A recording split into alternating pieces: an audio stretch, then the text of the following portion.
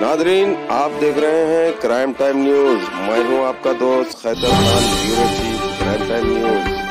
हर तरह की खबर से जुड़े रहने के लिए हमारे चैनल को लाइक करें, सब्सक्राइब करें और देखते रहिए क्राइम टाइम न्यूज। చందానగర్లో ఉన్నటువంటి ఐస్ క్రీమ్ గోదాంపై ఎస్ఓటి పోలీసులు దాడులు చేశారు. బెస్ట్ ఐస్ క్రీమ్ స్టిక్కర్తో ఉన్నటువంటి ఐస్ క్రీమ్ గోదాంపై దాడులు చేశారు. పోలీసులు చెప్పినట్టు కొంచెం ఆలోచన చేయాలి.